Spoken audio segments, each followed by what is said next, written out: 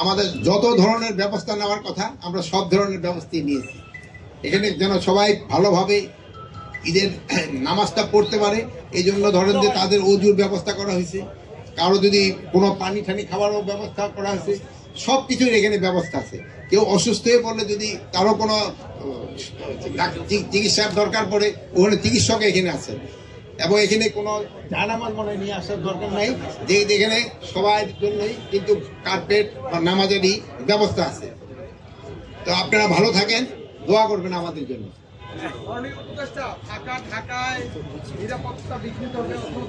ঢাকায় নাশকতা চালাতে পারে এমন একটি গুঞ্জন বিভিন্ন জায়গায় শোনা গেছে।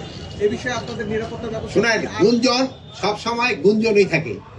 আমাদের নিরাপত্তার কোনো অভাব নাই এবং কোনো নাশকতা হওয়ার কোনো আশঙ্কা নেই। যদি কোনো ধরনের কোনো সংবাদ আপনারা পান তা আপনারা আমাদের জানাবেন, আমরা জনগণকে নিয়ে আপনাদের নিয়ে আমরা ওইটাকে প্রতিহত করব। মাননীয় উপদেষ্টা, আমরা দেখেছি যে একটা তথ্য গুজব ছড়িয়েছে যে কলকাতায় ইফতার পার্টিতে একটি দল আওয়ামী লীগের নাম উল্লেখ করেছে যে তারা নাশকতার পরিকল্পনা করেছে সেই ইফতার পার্টি থেকে সদস্যরা। সেই দিকটা এখন তো আপনারা জানেন কলকাতায় কারা আছে। কলকাতায় যারা এই গুলি করে তো ক্রিমিনালরা তো সবসময় এই জিনিস ব্যাপারে চিন্তা করবে।